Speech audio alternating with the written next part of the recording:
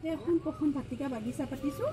ভাৰত চৰকাৰৰ মহিলা আৰু শিশু উন্নয়ন বিভাগৰ তৰফৰ পৰা অংগনবাড়ী কেন্দ্ৰসমূহক সক্ষম অংগনবাড়ী কেন্দ্ৰ হিচাপে নিৰ্মাণ কৰিছে। তাৰ ভিতৰত আমাৰ 264 নম্বৰ নিষ্পকোৱা দত্ত চুবুৰীয়া অংগনবাড়ী কেন্দ্ৰটো চিনাক্ত কৰিছে।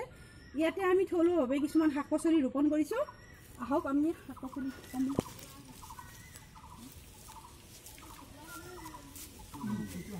এইখিনি হৈছে আমাৰ পুনৰ্নবা শাক, ঔষধি উদ্ভিদ হিচাপে ব্যৱহাৰ কৰোঁ। আৰু এইখিনি ব্ৰাহ্মী শাক, যিটো আমাৰ শিশুৰ বাবে শিশুৰ মগজু বিকাশত অতি প্ৰয়োজন। আৰু এইখিনি পালেং শাক, এইটো মৰিচা শাক, এইটো মৰিচা শাকৰ এইখিনি। তাৰপিছত এইডাল হৈছে আমাৰ অমিতা গছ,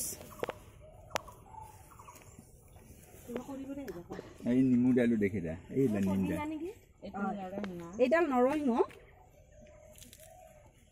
এইখিনি মিঠি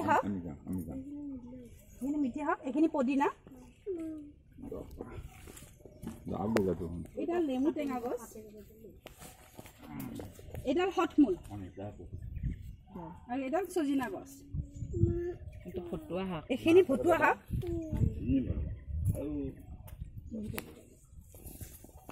এইডাল আমলখি গছ, এইডাল পতঞ্জৰা আলু, এইডাল ৰুইছোঁ মাত্ৰ হ'ব ধৰিছে। আৰু এইডাল ডালিম,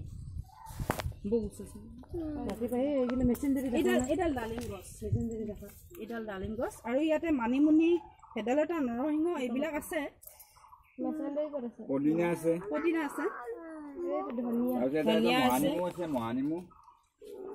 গতিকে আমি সকলোৱে জানো যে আমাৰ স্বাস্থ্যৰ বাবে আমি সকলোৱে সেউজীয়া শাক পাচলিৰ লগতে আমি ফল মূল খাব লাগে। গতিকে আমি সেউজীয়া শাক পাচলি বজাৰৰ পৰা কিনি নানাকৈ কেনেকৈ ঘৰতে অকণমান ঠাইত হ'লেও থলুৱাভাৱে পোৱা শাক পাচলি আৰু ফল মূল নিজে নিজ হাতে গৈ তাৰ ফল খাই আমি আমাৰ সুস্বাস্থ্যৱান হৈ থাকিবলৈ চেষ্টা কৰোঁ। ইয়াতে আমাক বৰষুণৰ পানী সংৰক্ষণ কৰাৰ ব্যৱস্থা কৰি দিছে। ইয়াতে আমি বৰষুণৰ পানী সংৰক্ষণ কৰি আমাৰ পোষণ ভাটিকা বাগিচাখনত